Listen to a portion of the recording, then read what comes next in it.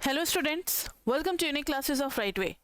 आज बच्चे क्वाट्रिक्स में हम लोग सेकेंड क्लास स्टार्ट करने वाले हैं और फर्स्ट क्लास में कुछ चीज़ें हमने पढ़ी थी जैसे पीआरएफ वगैरह। आज एसआरएफ स्टार्ट करना है, तो आज सेकेंड क्लास है तो थोड़ा सा रिकैप दे देते हैं फर्स्ट क्लास का, क्योंकि हो सकता है कि कुछ बच्चे फर्स्ट क्लास में नहीं आए हो, डायरेक्टली सेकेंड क्लास में आए हो, तो थोड़ा थोड़ा रिकैप ले लो। देखो यहाँ पर तो सबसे पहले इसमें पढ़ना क्या है हमें, तो चैप्टर का नेम है लीनियर रिग्रेशन इन टू वेरिएबल्स। क्या नेम है? लीनियर रिग्रेशन इन टू वेरिएबल्स।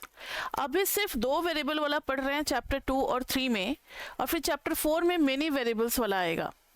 तो जो काम हम चैप्टर 2 और 3 में सीखेंगे ना, फिर वही सारा कुछ किस में करना होगा? चैप्टर 4 में करना होगा।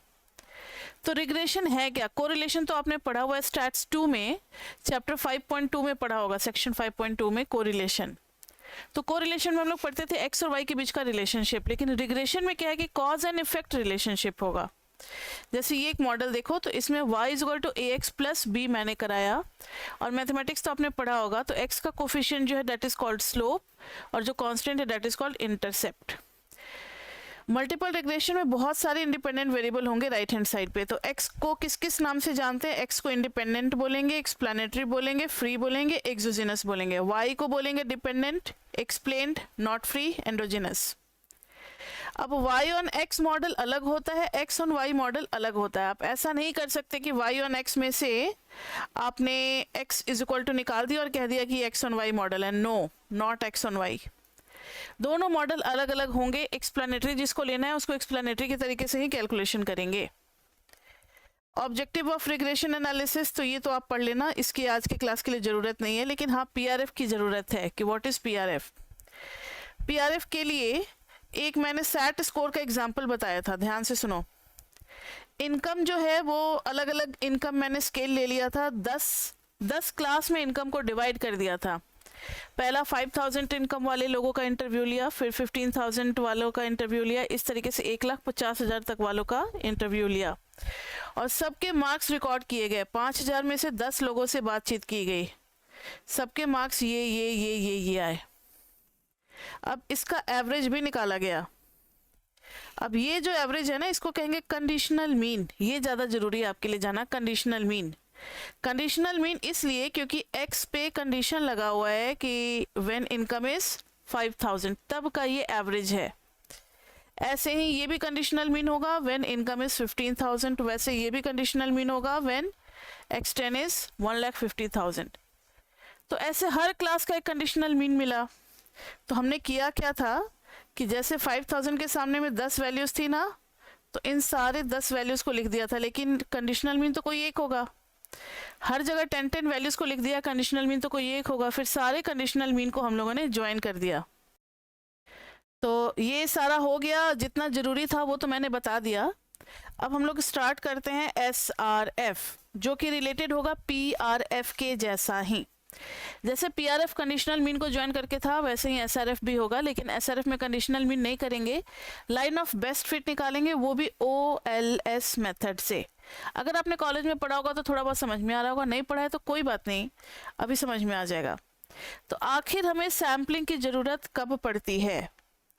तो कुछ थ्योरी तो लिखना पड़ता है शुरुआत के 2-3 क्लास में। We can't cover the entire population, that's why we need a sample.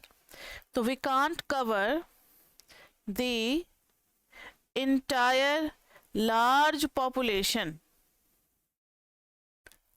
ऐसा नहीं है कि नामुमकिन है, कर सकते हैं, लेकिन इतना समय ले लेगा, इतना पैसा खर्च हो जाएगा कि फिर जो हमारा मेन ऑब्जेक्टिव है वो हम पूरा ही नहीं कर पाएंगे। मान लो अगर एक फैक्ट्री मुझे दिल्ली में लगानी है, और दिल्ली के लोगों का अगर मुझे कुछ चॉइस पता लगाना है, तो अब क्या हर एक बंदे को रोक रोक करके पूछेंगे? हर एक बंदे का इंटरव्यू लेना जरूरी है? तब तो हो गया, फिर 5 साल लग गया, फैक्ट्री मेरी खुली ही नहीं। तो कुछ दिल्ली के लोगों का अगर चॉइस जान लेंगे, 50 या 100 लोगों का, तो भी हमें कंक्लूजन पे पहुंच सकते हैं कि भाई दिल्ली के लोगों का ये सिचुएशन है। तो वो इसलिए सैम्पलिंग करते हैं।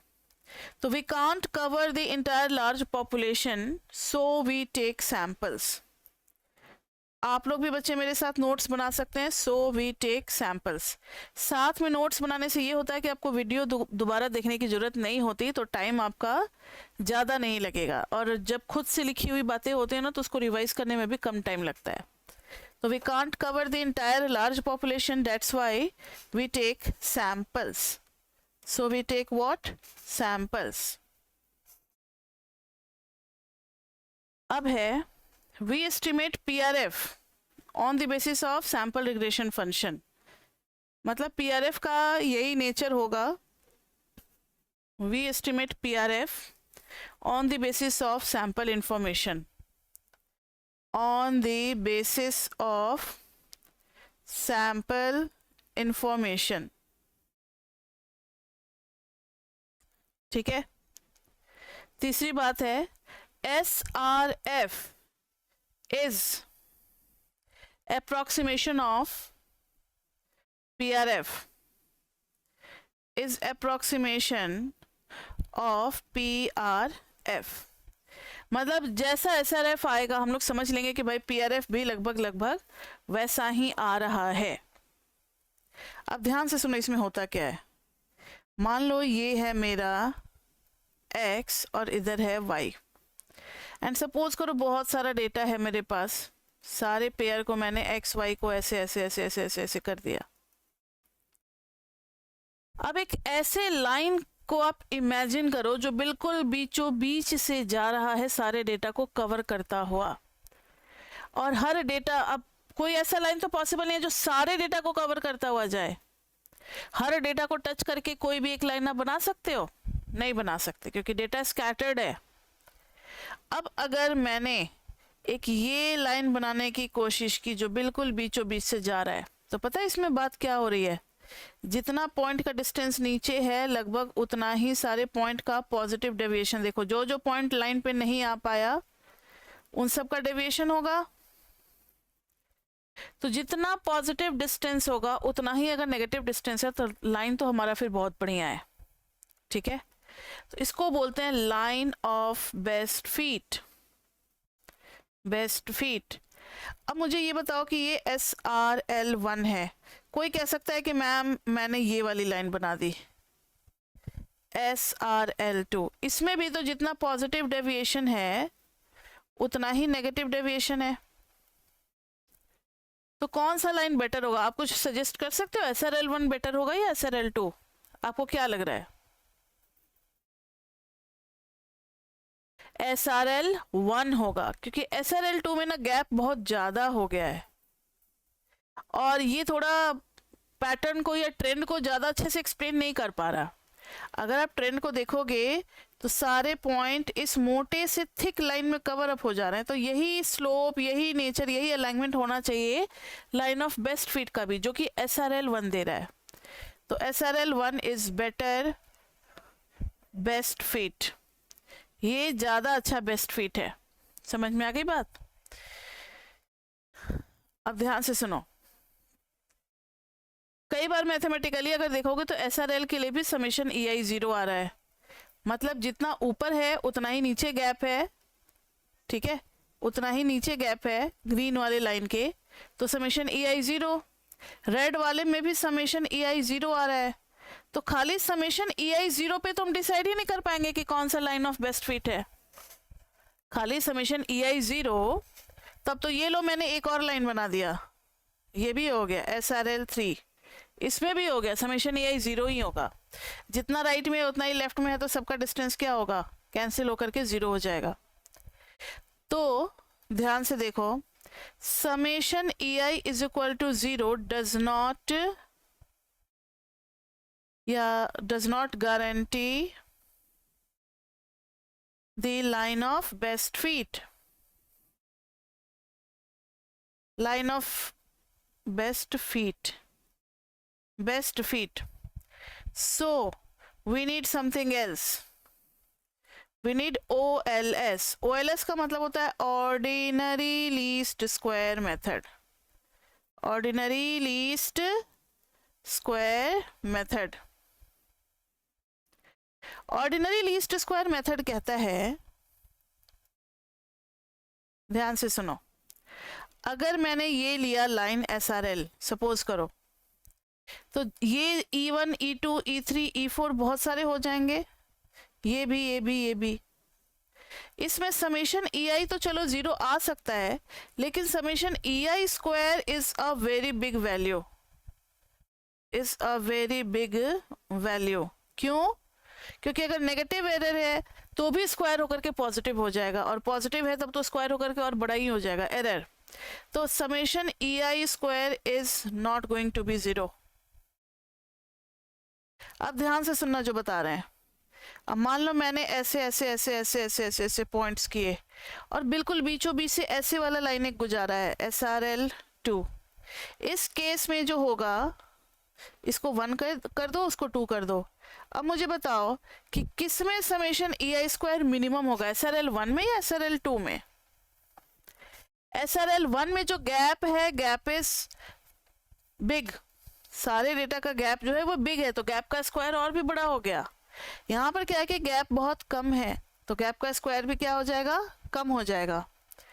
तो समेशन ई आई स्क्वायर जीरो हो ये तो बहुत रेयर चांसेस है। समेशन ई आई स्क्वायर जीरो का मतलब है कि सारे पॉइंट्स उसी पे लाई कर रहे हैं, तो कुछ एरर होगा ही नहीं। तो इस केस में summation E I square is equal to zero, practically not possible, practically not possible. सारे के सारे डेटा एक ही स्ट्रेट लाइन पे आ जाएं, ऐसा ज़्यादातर केसेस में नहीं मिलता है, तभी तो स्टैटिस्टिक्स की ज़रूरत पड़ी ना, तभी तो एरर आया ना। तो इस केस में समेशन ई आई स्क्वायर जो है वो मिनिमम होगा। तो अब अगर line of best fit choose करने की बारी आएगी तो अब कौन सा क्राइटेरिया लगेगा? तो for best fit summation E I square must be minimum, must be minimum. यही है OLS principle, ordinary least square principle. समझ में आ गया? ऑर्डिनरी इसलिए क्योंकि ये कहीं भी लग जाता है और ज़्यादातर केसेस में यही लगता है। लीस्ट स्क्वायर इसलिए क्योंकि यहाँ पे EI का स्क्वायर किया गया है और उसकी लीस्ट वैल्यू ढूंढी जा रही है, इसलिए हम लोग इसको कहते हैं OLS प्रिंसिपल। तो अभी हम लोगों ने सिर्फ ये देखा है कि SRL क्या होता है, और अच्छा बेस्ट SRL निकालने के लिए क्राइटेरिया जो है वो summation E I is equal to zero जो है वो फेल हो गया। शुरुआत में ये कॉन्सेप्ट दिया गया था summation E I is equal to zero, तो हर जगह आने लगा था, तो फिर ये क्राइटेरिया फेल हो गया, तो फिर थोड़ा सा इसको अपग्रेड किया गया। तो अपडेट करने के बाद से ये मिला कि समेशन ई आई स्क्वायर को मिनिमम कर देते हैं। तो अभी तक तो वही चल रहा है। अब हो सकता है कि आप में से कोई ऐसा ब्रेन निकल जाए, कुछ और करके इसमें नया निकाल दे, तो फिर हो सकता है मुझे भी पढ़ाने का मौका मिलेगा कि मेरे स्टूडेंट ने ये कुछ नया कॉन्सेप्ट लाया है तो उसको पढ़ा रहे हैं, देखते हैं क्या होता है। तो यहाँ पर है summation E I square minimum, that is the principle of ordinary least square method. उस पे आएंगे धीरे धीरे, लेकिन अभी थोड़ा सा SRF का इंट्रोडक्शन अभी और बाकी है, ध्यान से सुनो। PRF को लिखते हैं एक्सपेक्टेंसी ऑफ y xi, सब में डिफ्रेंशिएट करना जरूरी है तभी आप पहचान पाओगे, is equal to β1 plus β2 xi। Actual yi जो होता है, एक्चुअल में yi is equal to β1 plus β2 xi plus ui। Error, error के साथ आ जाएगा तो वो एक्चुअल हो गया। और SRF में, SRF में हो जाता y हैट। सबका प्रेजेंटेशन अलग अलग है। अगर एक्सपेक्टेड वैल्यू होगी कंडीशनल एक्सपेक्टेंसी तो वो हमारा PRF का है, एक्चुअल होगा तो वो PRF प्लस एरर हो जाएगा, या फिर SRF प्लस एरर भी हो सकता है एक्चुअल, अभी देखेंगे। SRF में y हैट हम लोग यूज करेंगे, हैट ही यूज करना और कुछ नहीं। ये हो जाएगा B1 plus B2 xi, B1 plus B2 xi, तो दिस इज SRF। अब देखो एक्चुअल क्या होगा? SRF तो कह रहा है कि भाई सैंपल के डेटा के बीच से ये लाइन गुजरनी चाहिए, तो दिस इज y हैट, लेकिन एक्चुअल में तो y कुछ और आ गया, तो इस दोनों के बीच का जो गैप होगा दैट इज कॉल्ड एरर ई कहते हैं उसको, क्योंकि u जो है वो PRF और एक्चुअल के बीच का गैप हो गया। तो SRF और एक्चुअल के बीच का गैप क्या हो जाएगा? EI, रेसिड्यूअल कहते हैं उसको। y is equal to B1 plus B2 xi plus EI। EI को क्या बोलते हैं? रेसिड्यूअल, रेसिड्यूअल, ठीक है। तो रेसिड्यूअल बोलते हैं, अब समझ में आ गया रेसिड्यूअल, व्हाट इज रेसिड्यूअल। ये हमारा सैंपल है, सैंपल का SRL आ गया, SRF is y hat is equal to b1 plus b2 xi। Actual y कहीं यहाँ आ गया और इसके सामने मान लो x1 था, x1 के सामने y1 आ गया, और ये वाला पॉइंट क्या होगा जो लाइन पे एग्जैक्टली लाई करेगा, this is y1 hat। Hat है, हैट मतलब SRF की वैल्यू, तो इन दोनों के बीच का जो गैप है that is E1 is equal to y1 minus y1 hat, मतलब एक्चुअल में से सजेस्टेड वैल्यू ऑफ SRF। पहले ये इतना क्लियर हुआ या नहीं हुआ, इसमें कुछ पूछना चाहते हो तो पूछ सकते हो। ये छोटे छोटे नोटेशन ही आगे चल करके परेशान कर सकते हैं अगर अभी क्लियर नहीं हुआ तो। एक्चुअल के लिए हमेशा सिंपली y लिखा जाएगा, अगर E of y conditional xi लिखा हुआ है तो वो किसको रिप्रेजेंट करेगा, PRF को, और y हैट पे होगा तो SRF को। अब एक्चुअल में से अगर SRF को माइनस करेंगे तो रेसिड्यूअल आएगा EI, एक्चुअल में से अगर PRF को माइनस करेंगे तो UI आएगा, सो सिंपल, ठीक है। अब कुछ बातें और जाननी है आपको, जैसे yi hat is equal to b1 plus b2 xi। तो इस SRF में yi को हम पढ़ते हैं, इस y कैप पढ़ेंगे या फिर y हैट पढ़ेंगे, कैप या हैट जैसे सिर पे टोपी लग गया उस tरिके से। अब yi hat is the estimator of, ये SRF में ऐसे बिहेव करता है जैसे PRF में ये एक्सपेक्टेड वैल्यू कंडीशनल मीन। तो yi hat is the estimator, stats में पढ़े हो ना चैप्टर 6, एस्टिमेट एंड एस्टिमेटर। तो yi hat is the estimator of expected value of yxi जो PRF में होगा। समझ में आ गई बात, मतलब जैसा PRF में मिलेगा उसके कॉरेस्पॉन्डिंग हमें सैंपल में yi हैट मिलेगा, यानी कंडीशनल मीन के लिए अब हम लोग yi हैट यूज करेंगे SRF में। अब वहां पे β1 होता था इंटरसेप्ट, यहाँ पे b1 हो गया, तो b1 is the estimator of, जैसे PRF में बिहेव करता था ना β1, एस्टिमेटर ऑफ β1 इन PRF। तो PRF का एस्टिमेटर है, मतलब जो b1 की वैल्यू आएगी उसको हम मान लेंगे कि PRF में भी लगभग यही आएगा। b2 को क्या बोलेंगे, इज द एस्टिमेटर ऑफ β2, यानी स्लोप का एस्टिमेटर है PRF वाले का। समझ में आ गई बात। उसी तरीके से EI is the estimator of UI in PRF, मतलब सबका रिप्रेजेंटेटिव है। एक छोटा सा एग्जांपल ले लो, जैसे इंडिया की बात करें, अपने इंडिया की, तो पूरे इंडिया का हेड कौन सा है, वर्किंग हेड जो है वो है हमारे prime minister, respected prime minister. तो पूरे दिल्ली का हेड कौन है, रेखा गुप्ता, रिस्पेक्टेड CM। तो ध्यान से सुनना, CM is estimator of PM। जैसे कि स्टेट का हेड CM होता है, वैसे ही एक कंट्री का हेड क्या होता है, प्राइम मिनिस्टर होता है। तो वैसे ही ये छोटे छोटे जो है ये सब CM वगैरह हो गए, B1 B2 EI। तो B1 और ये सब नेशनल लेवल पे हो गए, ये सब स्टेट लेवल पे हो गए, ये सब नेशनल लेवल पे हो गए। समझ में आ गई बात। उनके ही रिप्रेजेंटेटिव है, उन्हीं के जैसा सारा कुछ पावर, उन्हीं के जैसा सारा कुछ प्रॉपर्टीज ये भी होल्ड करेंगे, लेकिन ये होल्ड करेंगे छोटे से सैंपल में। और β1 β2 और एरर जो UI है ये होगा PRF में, बड़े से पॉपुलेशन के डेटा में। समझ में आ गई बात। EI को रेसिड्यूअल बोलते हैं, मैंने लिख दिया था, रेसिड्यूअल बोलेंगे। एरर जो है वो UI के लिए यूज करेंगे, रेसिड्यूअल के लिए नहीं यूज करते हम लोग, ठीक है।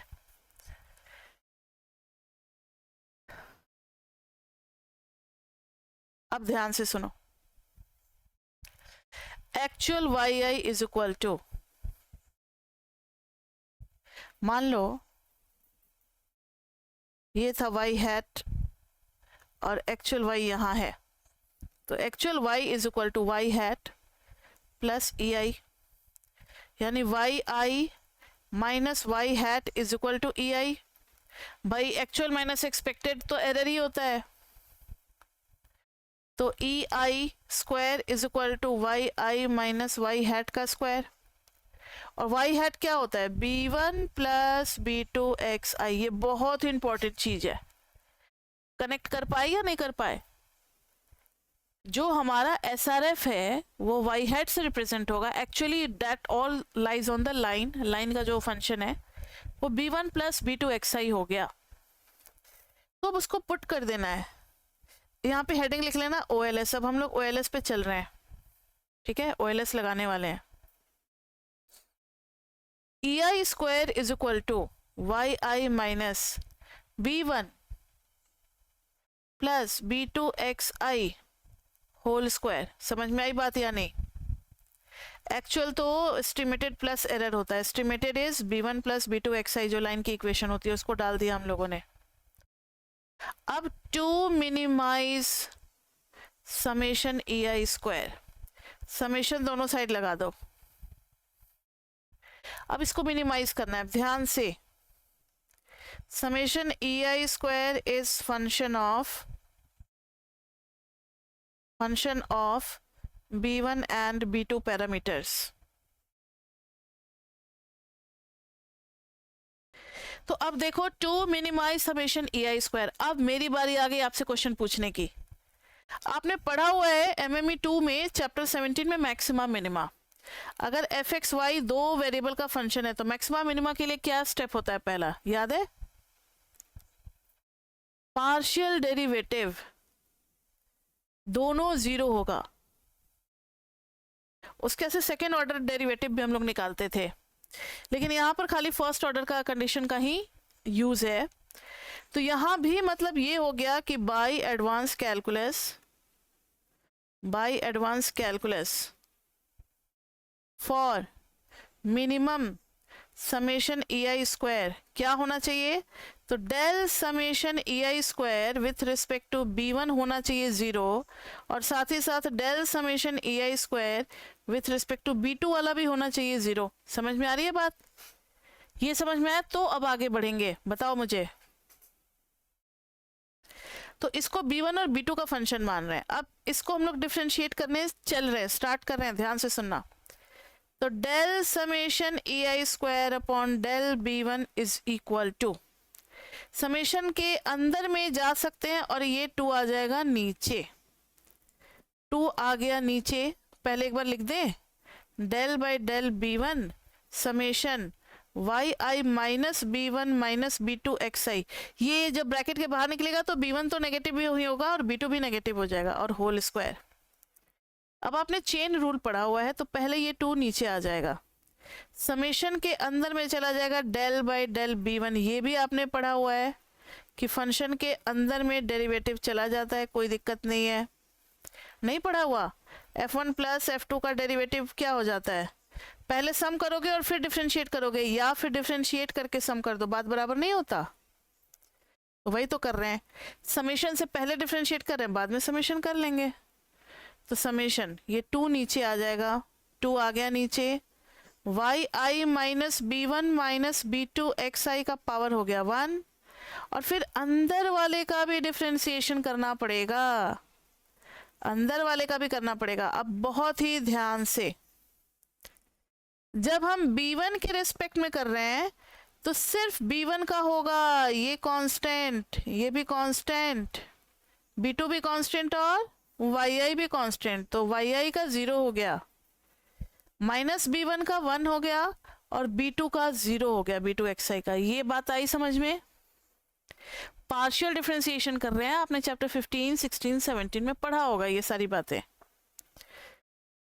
अब ये -2 को अगर हम बाहर निकाल लें तो समेशन में बच जाएगा YI minus B1 minus B2 XI, और ये चीज होना चाहिए 0, ठीक है। तो अब del summation EI square by del B1 को करेंगे 0, तो मिलेगा -2 summation YI minus B1 minus B2 XI होना चाहिए 0। अब ध्यान से सुनो, -2 उस साइड जाएगा, 0 ही हो जाएगा, क्योंकि 0 बाई -2 इज 0। और समेशन को सब पे अब बारी बारी से खोल रहे हैं समेशन को, summation YI minus summation B1 minus summation B2 XI is equal to 0। तो ये आ गया समेशन YI, B1 के साथ आ गया n। अब यहाँ पे स्टैट्स की जरूरत पड़ेगी। आपने पढ़ रखा है कि कांस्टेंट समेशन का होगा तो सी के साथ एन आएगा, लेकिन अगर सी के साथ एक्स है तो सी बाहर चला आएगा और समेशन एक्स। याद है या नहीं ये सारा रूल? स्टैट्स के चैप्टर 3 में मैंने पढ़ाया हुआ है। नहीं पढ़ा हुआ तो अब ये याद कर लो, अब ये हर जगह यूज होगा। तो b1 n आ गया और माइनस b2 बाहर आ गया और summation x I is equal to 0। अब सबको n से डिवाइड कर देते हैं। वैसे इसको भी आप इक्वेशन नंबर 1 मान सकते हो। और जरा इसको n से डिवाइड करके देखो क्या आ रहा है, इसका भी यूज करेंगे हम लोग। डिवाइड विथ n सबको, तो summation Y I by N minus b1 n by N minus b2 summation x I by N is equal to 0। तो ये हो जाएगा y mean, sum of x upon n क्या हो जाता है, उसका एवरेज हो जाता है मीन। तो y मीन माइनस ये n cancel, b1 minus b2 x mean is equal to 0। तो ये हो जाएगा y mean is equal to b1 plus b2 x mean.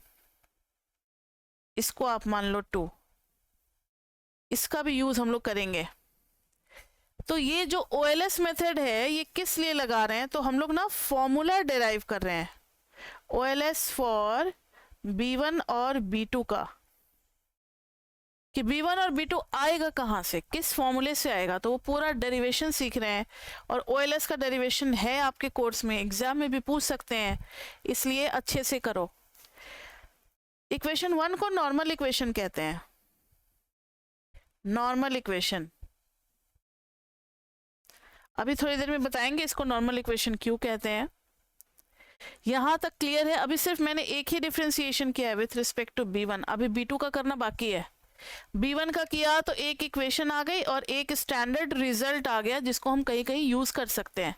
और ये रिजल्ट याद करना कोई मुश्किल काम नहीं है। देखो ना, y इज इक्वल टू होता है b1 प्लस b2x। और मैंने फर्स्ट क्लास में आपको बताया था कि हर रिग्रेशन इक्वेशन अपने एवरेज से तो पास करता है।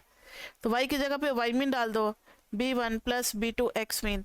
तो इसका प्रूफ हो गया कि हर रिग्रेशन इक्वेशन जो है वो अपने एवरेज से क्यों पास करता है, उसके लिए आप ऐसे शो कर सकते हो। समझ में आ रहा है यहां तक? ठीक है, तो अब दूसरे पे बढ़ते हैं बच्चे।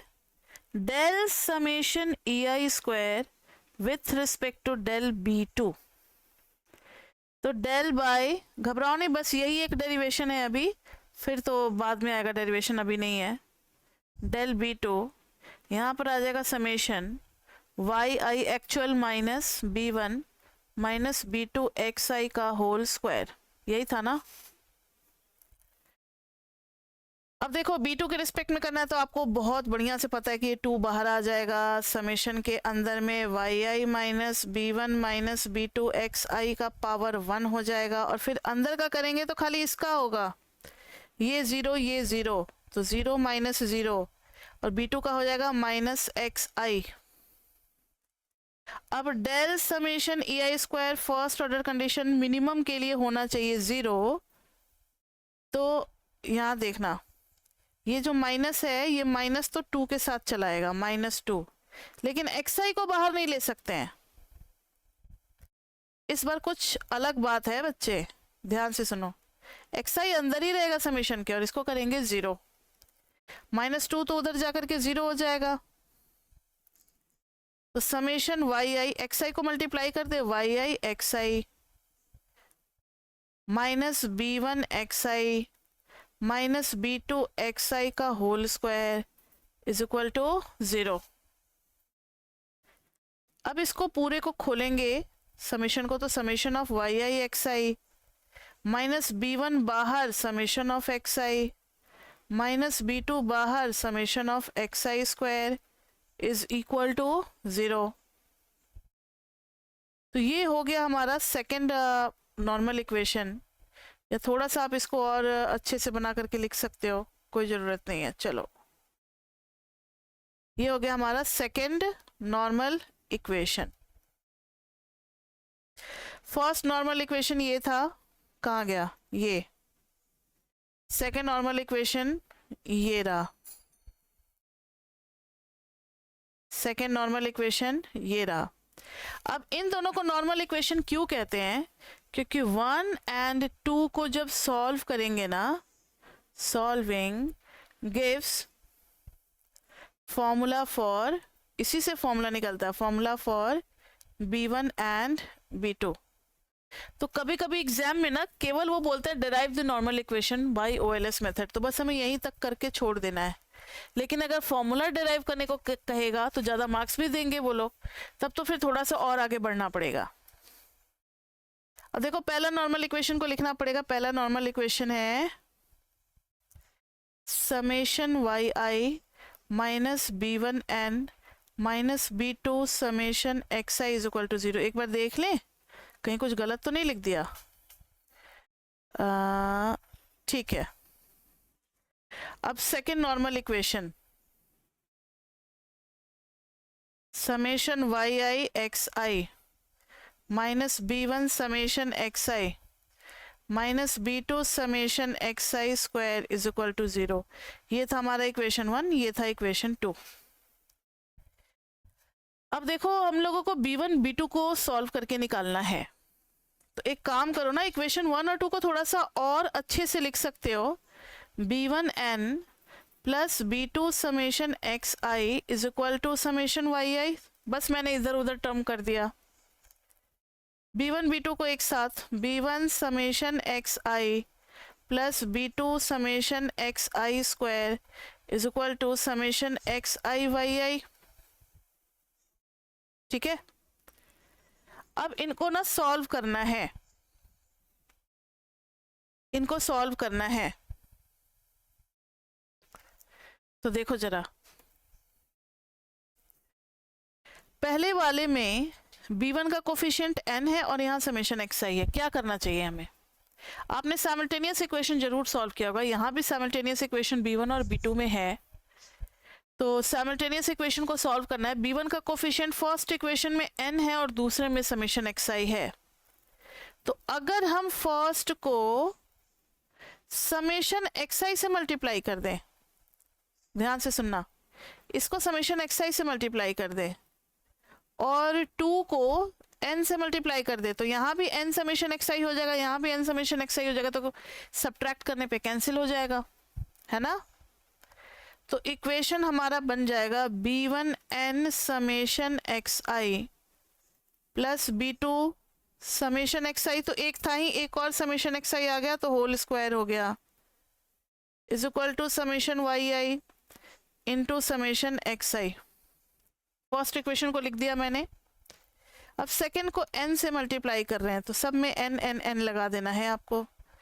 n summation xi plus b2 n summation xi square is equal to n into summation xi yi। अब आप सब्ट्रैक्ट करो, ये दोनों हो जाएंगे कैंसिल। सेम बनाया ही था कैंसिल करने के लिए, एलिमिनेट करने के लिए। अब बच जाएगा b2, b2 के अंदर में रह जाएगा समेशन xi का whole square minus n into summation xi square is equal to summation yi into summation xi माइनस n into summation xi yi, है ना। तो b2 का फॉर्मूला क्या बन गया? b2 is equal to summation yi into summation xi माइनस n into summation xi yi। मतलब ये पहले xi yi को मल्टीप्लाई करना है, फिर सम करना है, और यहाँ पे दोनों के सम का प्रोडक्ट है। अब ये पूरा टर्म चला जाएगा नीचे, तो summation of xi square minus n into summation of xi, एक मिनट, ये समेशन xi का होल स्क्वायर था, just a minute. Summation xi का whole square minus n into summation xi square, या फिर थोड़ा सा इसको नेगेटिव अगर कॉमन ले लें ऊपर भी और नीचे भी, तो देखो बहुत ही बढ़िया फॉर्मूला निकलने वाला है। ये टर्म आ जाएगा पहले, ये टर्म आ जाएगा बाद में, अगर नेगेटिव कॉमन लेते हैं तो xi yi का summation minus summation yi into summation xi नीचे में आ जाएगा n इंटू समेशन एक्स आई स्क्वायर माइनस समेशन एक्स आई का होल स्क्वायर। ये आ गया फॉर्मूला आपका B2 का। तो ये जो फॉर्मूला इतनी मेहनत से निकाला है, अब इसका यूज करेंगे हम लोग एग्जाम्पल सॉल्व करने में, क्वेश्चन सॉल्व करने में इसका यूज करेंगे। ठीक है, तो इससे B2 आ जाएगा। कहने का ये मतलब हो गया कि आपको x और y तो दिया होगा भाई, डेटा तो दिया होगा ना। तो अब आपको चाहिए, यहाँ पे आप सबका सम करोगे तो समेशन एक्स आई, यहाँ करोगे तो समेशन वाई आई, फिर आपको एक बार एक्स आई वाई आई के प्रोडक्ट का भी सम चाहिए, तो समेशन एक्स आई वाई आई, फिर एक बार आपको एक्स आई स्क्वायर का भी चाहिए, तो यहाँ पे आ जाएगा summation of x I square. तो ये है summation of x I square ये, और एक्स आई वाई आई तो ये वाला है। ठीक है, और ये तो खैर अलग अलग ये दोनों रहे, और समेशन एक्स आई का स्क्वायर यानी इसी का स्क्वायर। समझ में आ गई बात?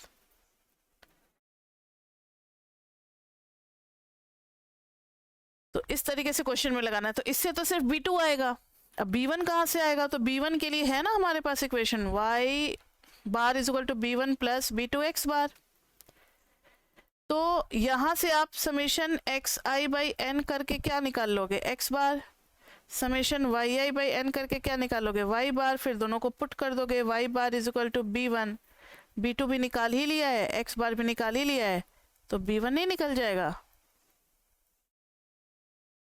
तो ये दोनों आपको याद करना, ये फॉर्मूला तो लर्न करना पड़ेगा, और ये तो याद होता ही है, इसको लर्न करने की जरूरत नहीं है।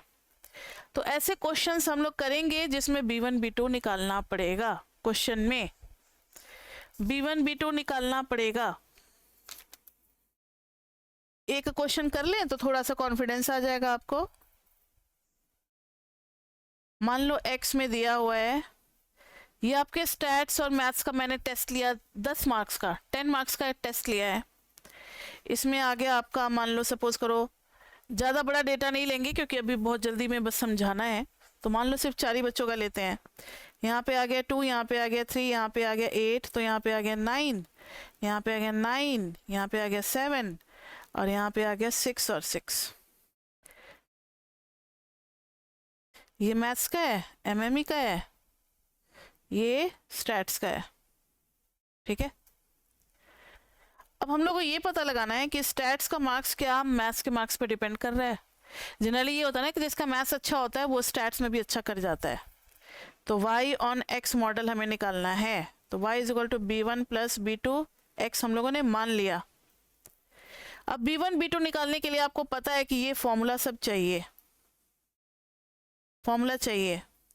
तो फॉर्मूला याद होगा, तो पहले हम लोग सबसे पहले फॉर्मूला लिखेंगे, B2 is equal to n summation of product minus product of summation. ये एक समेशन, ये एक समेशन, उनका प्रोडक्ट, और नीचे में n। नीचे में क्या करना है ना आपको कि हर y की जगह पे x डाल देना है।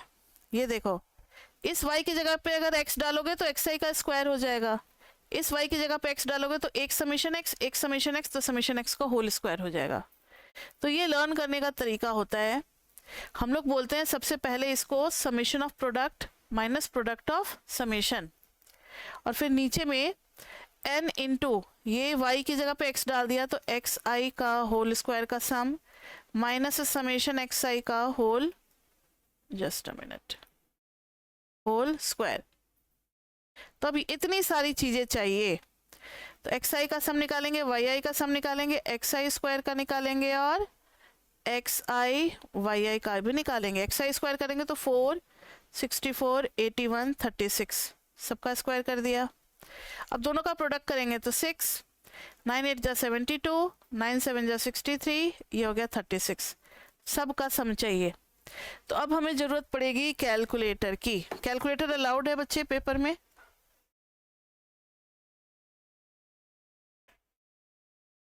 तो आप लोग भी अपना अपना कैलकुलेटर निकाल लें और मैच करें। ये तो खैर बहुत इजीली निकल जाएगा।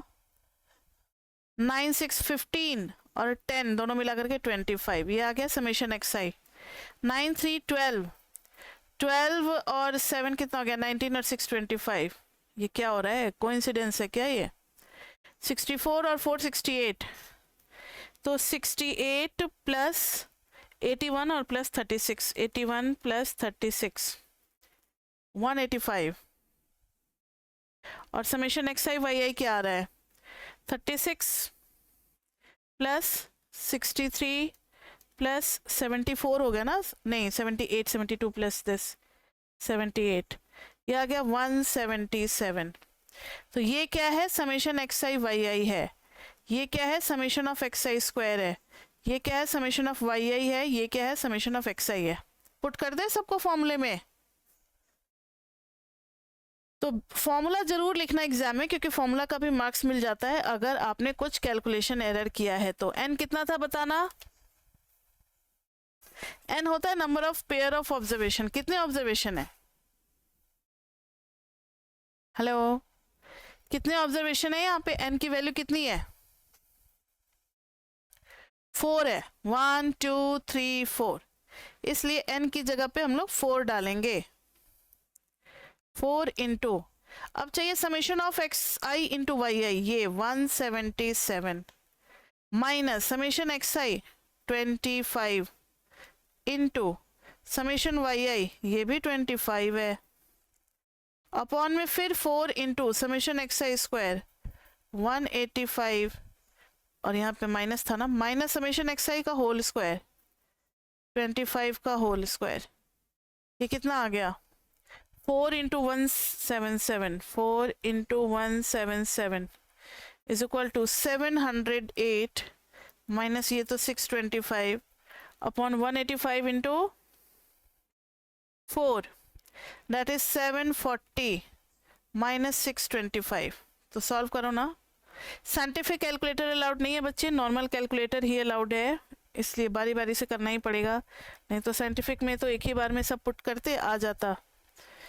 83 अपॉन 740 माइनस 625, ये आ गया 115, सब कुछ पॉजिटिव में आ रहा है, कोई दिक्कत नहीं है। 83 डिवाइडेड बाय 115, तो ये आ गया 0.72174, तो अप्रोक्सीमेट करके B2 ले लिए, अप्रोक्सीमेट करके 0.72, ठीक है B2 की वैल्यू आ गई, बहुत बढ़िया B2 की वैल्यू आ गई। अब हमें B1 चाहिए, तो y mean is equal to B1 plus B2 x mean. तो अब मुझे बताओ कि y मीन क्या होगा, y मीन आ जाएगा summation y by 4 minus B1 plus B2 में डाल देंगे 0.72 जो अभी निकाला है, और इसमें डाल देंगे समेशन x बाई 4, दोनों की वैल्यू कितनी थी, ओ 25 और 25, तो यहाँ भी 25 बाई 4 इज इक्वल टू है ना, is equal to B1 plus 0.72 into 25 by 4, तो 25 बाई 4 कितना हो गया divided by 4 is equal to 6.25 is equal to B1 plus 0.72 into 6.25, तो B1 की वैल्यू कितनी आ गई, ये इधर आएगा तो माइनस हो जाएगा, तो 6.25 कॉमन लेंगे, 1 माइनस 0.72, 1 माइनस पॉइंट, जब है कैलकुलेटर तो क्यों दिमाग पे प्रेशर डालना, 0.28 और इंटू 6.25 भी कर दिए, तो B1 की वैल्यू आ गई 1.75, B1 की वैल्यू आ गई 1.75, तो यही है बाय OLS। हम लोगों ने एक ऐसे इक्वेशन को ढूंढ निकाला जो कि होगा y hat is equal to B1 1.75 plus कितना, B2 की वैल्यू कितनी आई थी, प्लस में आई है ना 0.72, तो 0.72 इंटू एक्स, ये आ गया हमारा SRF सैंपल रिग्रेशन फंक्शन। तो ये एस्टिमेटेड सैंपल रिग्रेशन फंक्शन आ गया। इसमें हमने कौन सा मेथड लगाया बच्चे, OLS लगाया। तो OLS इसी तरीके से अप्लाई होता है, OLS इसी तरीके से अप्लाई होता है। तो आज हम लोगों ने बच्चे बहुत इंपॉर्टेंट टॉपिक किया है कि किस तरीके से OLS जो है उसके डेरिवेशन से हम लोग B1 B2 का फॉर्मूला निकालते हैं और किसी एग्जाम्पल में किस तरीके से हम लोग उसको अप्लाई करते हैं।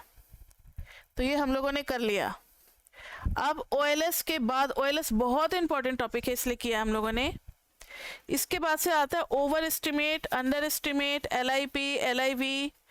OLS तो कर लिया, और फिर इसके कुछ और फॉर्मूले आएंगे, विदाउट OLS भी करेंगे हम लोग। और properties and features of this एक क्लास उसमें, फिर properties of regression coefficients 2 class उसमें लगेगा। मतलब 2 क्लास तो और कम से कम लगेगा ही लगेगा, 2 से 3 क्लास भी लग सकता है, तो मिनिमम 2 क्लासेस तो लगेंगे और चैप्टर 2 को कंप्लीट होने में। तो आज मुझे लगता है कि कुछ नया नहीं करना चाहिए, OLS ही दिमाग में सेट हो जाए अच्छे से, इसी को आप अच्छे से रिवीजन कर लो। तो फिर नेक्स्ट क्लास में हम लोग ओवर एस्टिमेट और अंडर एस्टिमेट का कॉन्सेप्ट समझेंगे। So today was our class number 2. So next class will be class number 3, chapter 2, और इसमें हम लोग स्टार्ट करेंगे over estimate and under estimate. अब आप समझ ही गए होंगे, ट्रू वैल्यू अगर एस्टिमेटेड वैल्यू से ज़्यादा है तो ओवर एस्टिमेट है, ट्रू वैल्यू अगर कम है तो फिर अंडर एस्टिमेट है। ठीक है, तो इस तरीके से हम लोग देखेंगे ओवर एस्टिमेट, अंडर एस्टिमेट और बाकी कुछ और टॉपिक्स नेक्स्ट क्लास में। तो इकोट्रिक्स में करना क्या है आपको पता है, साथ साथ में नोट्स बनाना है, क्योंकि बहुत सारी क्लासेस लगेंगे। अब हर क्लास को दोबारा देखोगे और फिर नोट्स बनाओगे, हो सकता है आपको टाइम ना मिले, इसलिए मेरे साथ जब आप लाइव क्लास लेते हो तभी आप साथ के साथ नोट्स बना लिया करो। और रेगुलर रहना है क्लास में, रेगुलर रहना है क्लास में। जो बच्चे रिकॉर्डेड ले रहे हैं वो बच्चे क्या करेंगे कि रेगुलरिटी रखेंगे क्लास में, रोज एक वीडियो करोगे तो बहुत अच्छे से होगा। ठीक है, तो अभी तक के लिए इतना ही बच्चे, फिर मिलते हैं नेक्स्ट क्लास में। Till then bye bye bye bye.